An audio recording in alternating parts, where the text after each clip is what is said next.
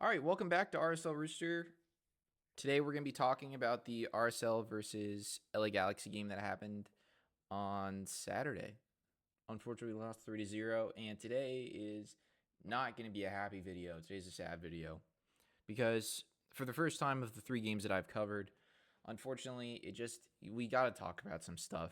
And I mean, the Galaxy came into this game with 4 points through 16 games and had not won a singular game. And we came in, I think we were like 4 points off the playoff line, maybe three. And there is if we won, there's a chance that we're looking okay. Didn't end up going that way. And now if the teams behind us get points with their game in hand, we are in 14th. We are in 14th place in the West, which is a nightmare. And the only team lower than us is the team that just beat us, which probably, is giving you and they beat us soundly, by the way. It wasn't very close. They beat us soundly. So it's looking like we're the worst team in the West. If you're making a power ranking of the teams in the West, we're the worst team in the West. And if you were to look at which team is going to be worse over time, if you're like right now, every team in the West has more points than us except for the Galaxy. And you look at every other team in the West, they're probably better than us. And then you look at the Galaxy, who's below us. Number one, they just beat us. Number two, they're going to get Puig back. And then they're going to be better than us.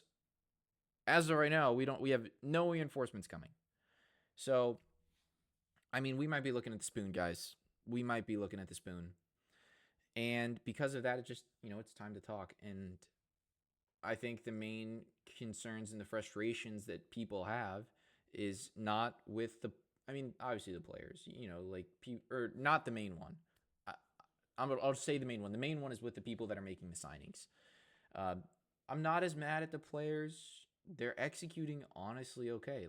It's not like people are putting in like 2s and 3s every game. It's just a lot of the time people are putting in 6s, very few 7s, no 8s, and then like a few 5 out of 10s. And when you don't have someone that's dynamic to win you games, and you only have one of them, which is Diego Luna, you're not going to win games. And it stinks. So, and I have critiques for Pablo Mastroeni, but I don't think he's the reason we're losing. I think the reason that we're losing is because, we didn't sign the players that we needed to. And I've talked about this before. I'll talk about it again. Everyone knew that Chicho Arango was leaving on December 16th, and everyone knew that Anderson Julio was also leaving by December 16th. Like the middle of December, everyone knew that we were losing Chicho and we were losing Anderson. Since then, who have we signed? We've signed Elias Manuel. Zero minutes. We signed Forster Iago, immediately benched, immediately loaned out. Arieth Puyol, he's a young kid. We shouldn't be expecting that much from him. Jesus Pereira has not proven anything. No goals, probably like 5 or 6 appearances.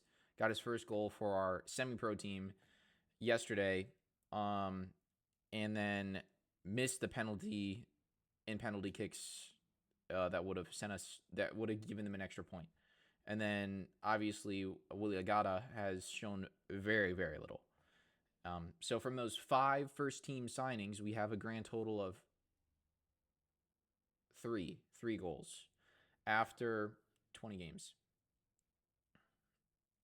It's just they're all misses. They're all misses. You miss they're misses. Every single one. And honestly, none of them even had potential to be hits. So like from December 15th until now, which is June 2nd, there was never even any hope that we would get production at the striker position.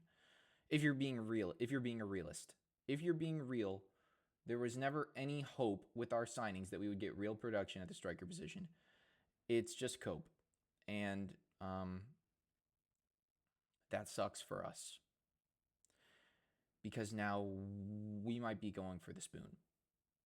So uh, that's the main problem, and I don't want to like name names, but Kurt Schmidt, he's the sporting director. He's in charge of making these calls. He's in charge of signing players and getting them over the line. Maybe you also add a little bit of Jason Kreis in there. Maybe some of the owners for not giving up the money. That could certainly be it. Maybe there was. You know, we were about to sign Robert Bosnick, who would have saved our season. Oh my God. You know, Kurt identified Robert Bosnick. This is the guy. If we get Robert Bosnick, we'll have a striker. We'll have a DP striker. And then we can win games and make the playoffs. Oh my God. And then Boavista came in and said, oh, by the way, like we actually want like $250,000 extra dollars to make it happen. And then we said, and then maybe it wasn't, you know, just off of principle. Maybe Kurt said to the owners like, hey, you know, I said like it would be like 2.6 million. It's actually like 2.85 million because of a currency exchange rate thing. And they're like, what the hell? No. You know, if that's the case, then like maybe you give him a little bit more wiggle room. But like still, he did miss 5, and it's not looking good. So, I mean, and also you look at the right back position. He has had a long time to sign a right back. I think everyone hoped that Bodie Hidalgo would do something, but he is not. I don't think he's put in a 6. I don't think he's even put in a 6.5 out of 10 so far this season after 15 games. So it's, you know, he doesn't look like an answer there. Maybe Noel Caliscan, it might be an answer there, but he's gotten beaten on the far post, gotten dunked on like 3 times because he's not looking behind him. And then Javane Brown is out. So again, it's just like everyone knew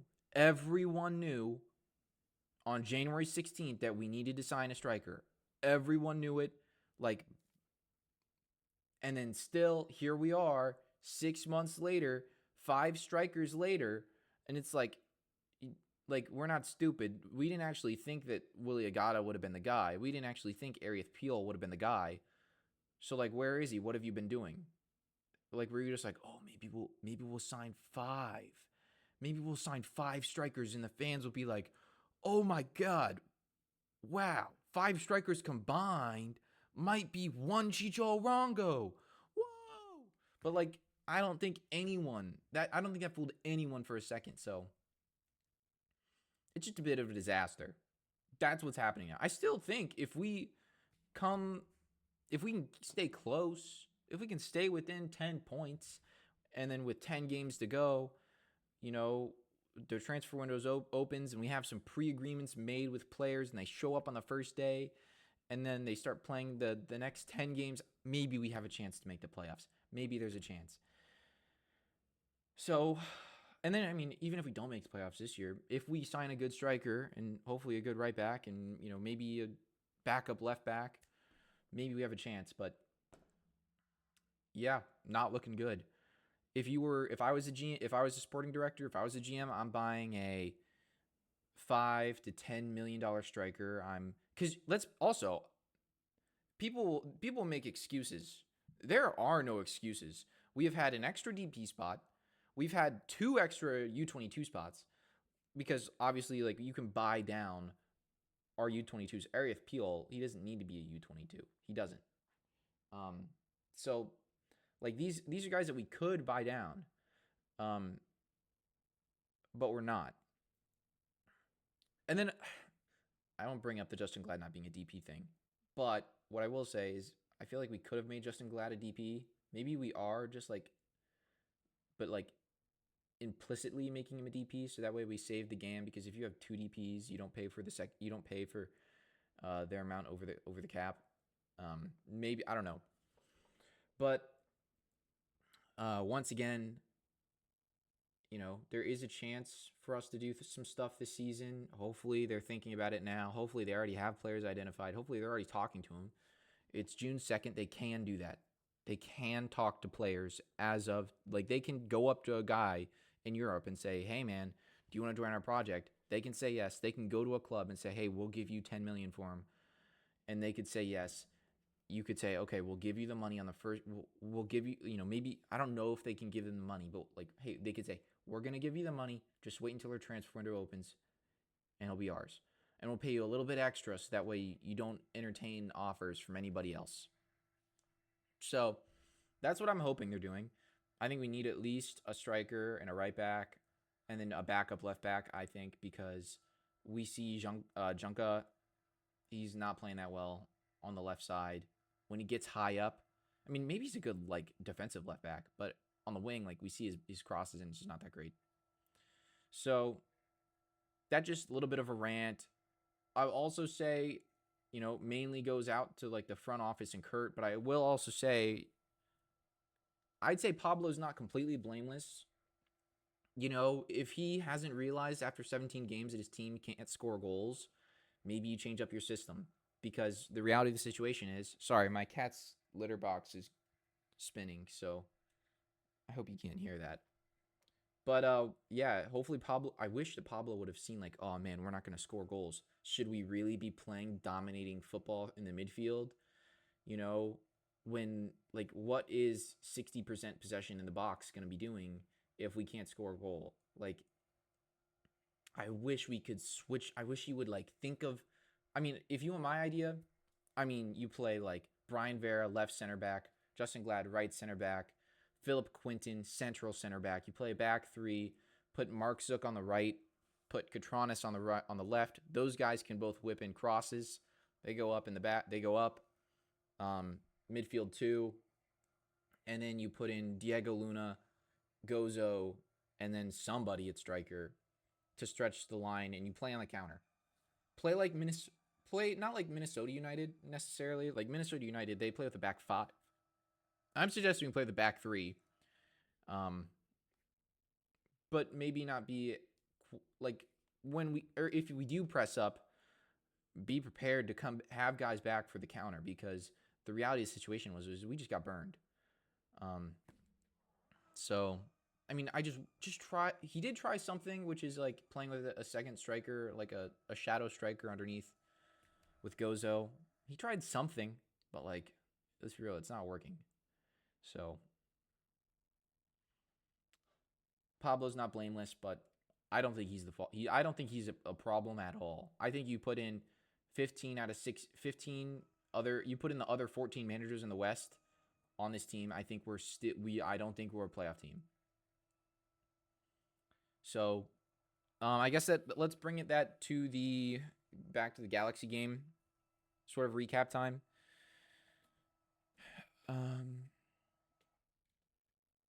All right, let me bring this over here so I can see my notes. As always, or as of the most recently 2 times I've done it, here are my notes, and pull it up on RSL Rooster.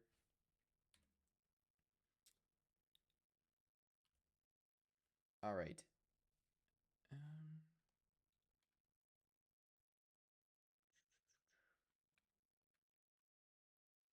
All right. This is rslrooster.com.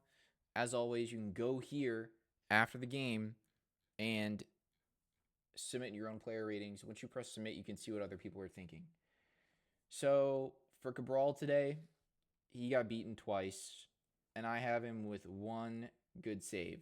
For me, I think 1 decent save in a game we got beat 2-0 against the worst team in the West. And honest, maybe he didn't get beaten near post, but I'm just gonna give him a 4.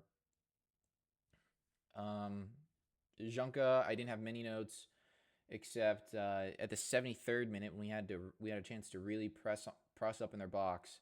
He took a horrible touch, and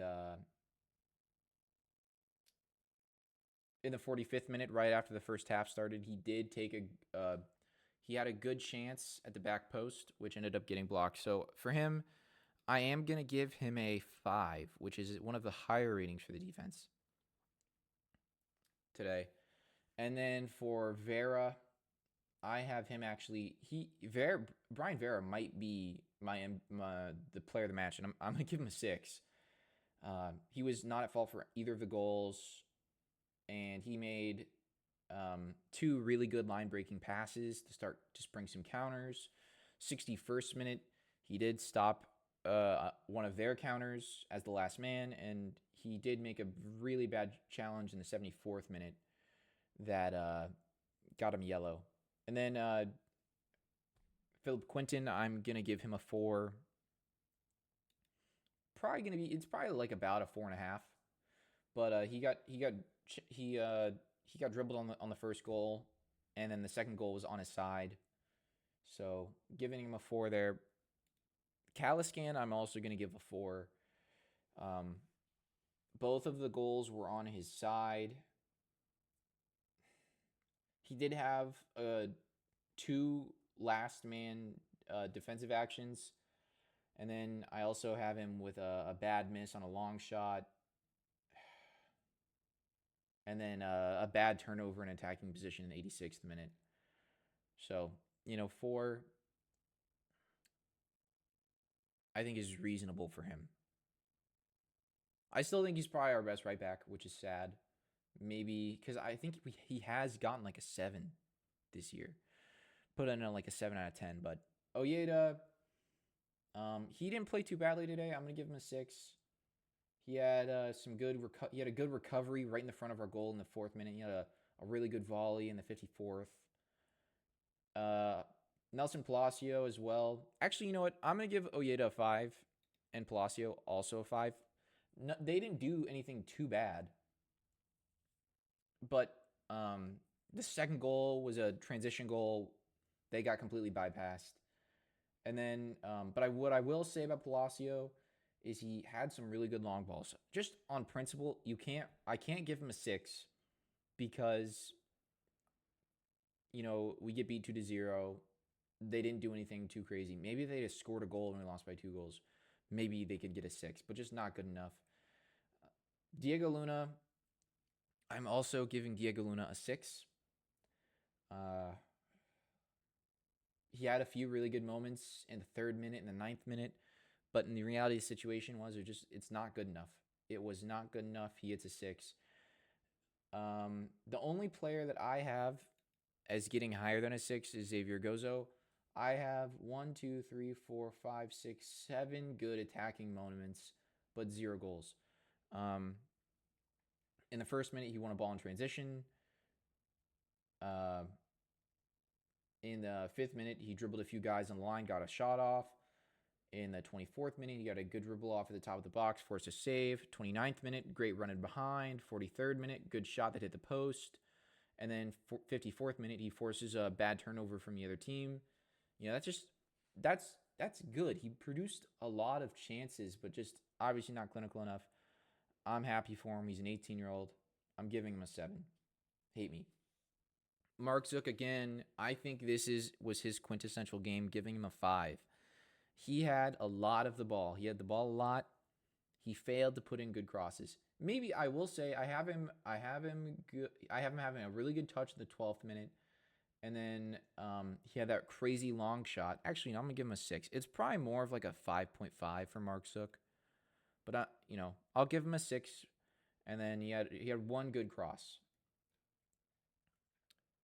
Obviously not scored. Willie Agata, I'm also going to give him a 5.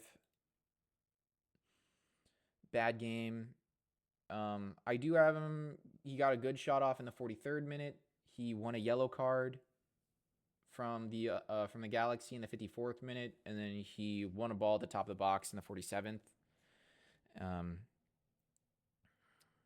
But Pablo, I'm gonna give him a 3 today, or a 4. I'm gonna give him a 4. Got beat 2-0 for his 6th loss or 6th game without a win. Not good enough. Not good enough. And he got out game planned. He played with the ball. He had a lot of possession in their third, and he got scored on a counter. Johnny Russell had a. Oh wow, yeah, Johnny Russell. I'm gonna give him a 6. He had a good challenge in the box, but I remember during a fast break, we were like right before the game ended, like he was running down the line, or not running down the line. He received the ball and he could have gone. He could have like bolted, and he just did not bolt. He like walked slowly and then lost it. Now Hezerkani, Pablo Ruiz, I don't think did too much. I don't think Catronis and Hidalgo did too much. But what I will say is Hezerkani, he's a 17-year-old. He got his first appearance of the season, which is great. I have him with like 1, 2, 3, 4, 5, 6, 7, 8. I'm with 8 touches in like the last 15 minutes. So he got on the ball. He made some chances. He's still getting a 6 though. He went on to play in the Monarchs game on Sunday night. He didn't. I think we scored 3 goals. He did okay. He did pretty good. But yeah, that's what I have. And then this is what the aggregate score was for everybody. Looks like, oh my God. Bodie Hidalgo played for 5 minutes. And people are giving him a 3.27 out of 10. Same as Pablo. That's nuts. I feel really bad. I mean, that just shows you like sort of how the fans are feeling. Like obviously, did Bodie Hidalgo play a 3.27 in his 10 minutes? No. But it just goes to show how disappointing his performances have been this season. Pablo getting a 3.27 for joint lowest. Gozo, I said 7. Looks like everybody else also said 7 for Xavier Gozo. And Cabral getting a 6.27. People said he had a good game. Huh. Okay. But that's about all that I've got. Hopefully, I don't think we have another game this week because we have a bye week. Hoping to write an article on the website. I'm going to call it The Good, the Bad, and the Ugly. Uh-oh. I'm getting a phone call. It's important. So I will end it here, and I will see you guys later. Like, follow, subscribe, etc. Thank you so much. Follow me on Twitter. Bye.